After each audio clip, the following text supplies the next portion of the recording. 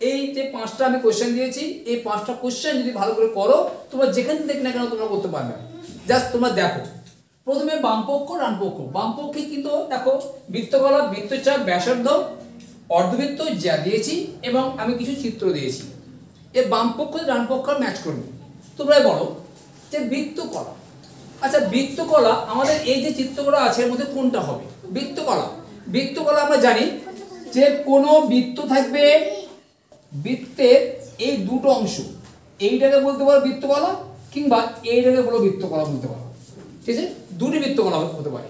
বা তুমি যদি মনে করো এইভাবে দাগ মারবো, এ একটা বৃত্তকলা, এ একটা বৃত্তকলা, এ একটা, অর্থাৎ দুটি ব্যাসার্ধ এবং বৃত্তচাপ দ্বারা গঠিত যে চিত্রগুলো আছে সেগুলোকে বলবো আমরা, কি বলবো আমরা? বৃত্তকলা। আচ্ছা তুমি দেখো তো এই যে কোথায় আছে, কোনটা বলো?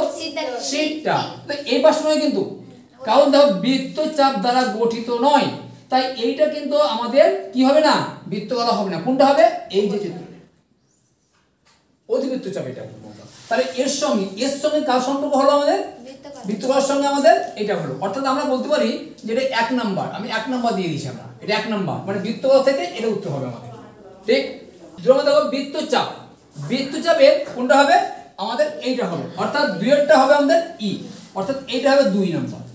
এবার দেখো ব্যাসার্ধ, কোনটা হবে বলতো? ব্যাসার্ধ, ব্যাসার্ধ হবে কোনটা? এইটা, দিকটা। তাহলে 3 নাম্বার, এটা হবে 3 নাম্বার ব্যাসার্ধ, অর্থাৎ এইটা যে ব্যাসার্ধ, ঠিক আছে? এটা ব্যাসার্ধ বলবো। আর থাকলে পুরোটাই কি বলতাম আমরা? ব্যাস বলতাম। তা আমাদের দিয়েছে ব্যাসার্ধ, অর্থাৎ এইটা হবে অর্ধবৃত্ত, অর্ধেক বৃত্ত। কোনটা? হ্যাঁ ঠিক, এ। তাহলে এইটা হবে কত নম্বরের? 4 নম্বরে হবে আমাদের। এবার জ্যা পড়ে আসি, জ্যা।